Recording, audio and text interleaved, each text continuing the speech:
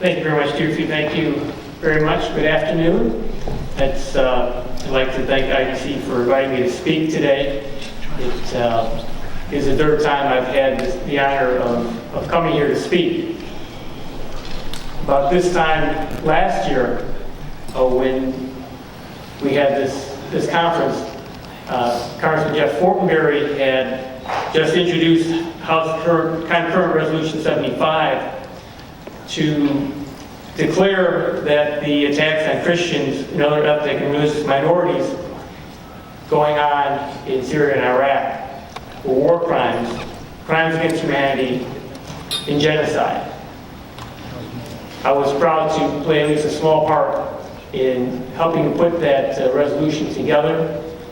And earlier this year, we were able to get that resolution passed through Congress.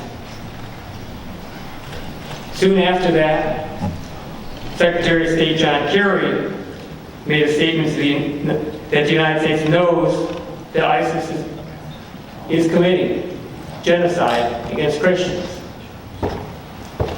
It was, I believe, a little late coming, but I think that our resolution helped to push forward Secretary Kerry to make that statement. We all know it's important that words really do matter, because first, we have to acknowledge what's going on. We still have yet to see the United States acknowledge the Armenian genocide. It's something that we're still working on today. And you know that it's important to get that done. So, as we work now, and we move forward, I know the United States and Congress have a very important role to play in protecting Christians in the Middle East. This begins by recapturing the land controlled by ISIS, helping to bring an end to the civil war in Syria, and helping assure that Christians can live safely in their homes in Syria, Iraq, and all across the Middle East. As we've all seen during this horrible war, achieving these goals on the ground will not be easy, will not happen immediately. 2 weeks ago, I was in Italy where I attended an International Catholic Legislators Conference. We were blessed to have a number of patriarchs and bishops from the Middle East at this conference, where we talked about the horrific acts that were being committed in countries in the Middle East against Christians, and what we can do to stand up against this and make a difference.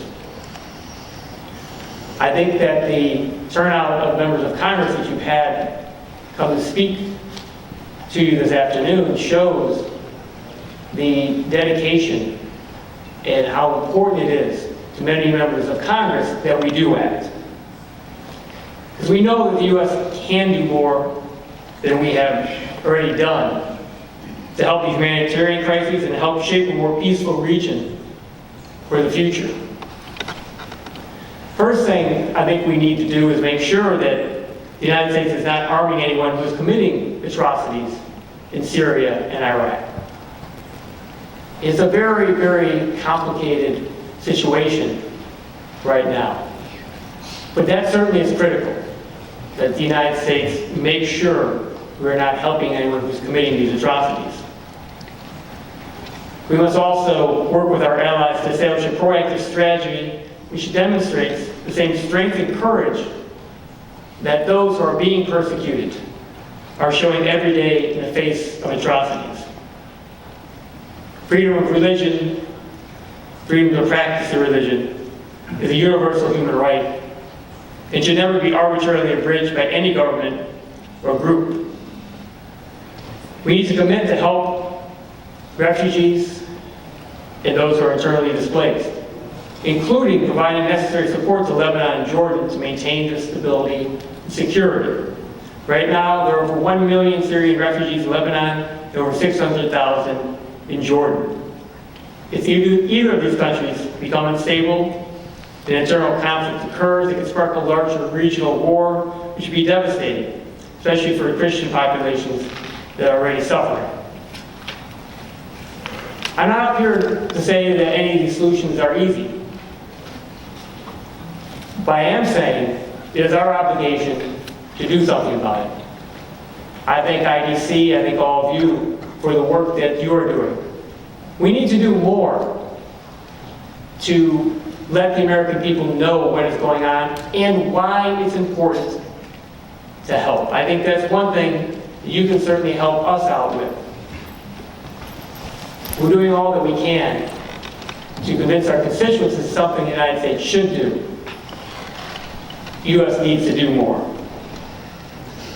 So I thank you for the work that you have done. There are a number of resolutions that are being introduced this week and next to take a better, more firm position on protecting Christians in the Middle East. There's a lot of things that we need to do and continue to do. We don't want to be here today. It's the third conference. We don't want to have another conference.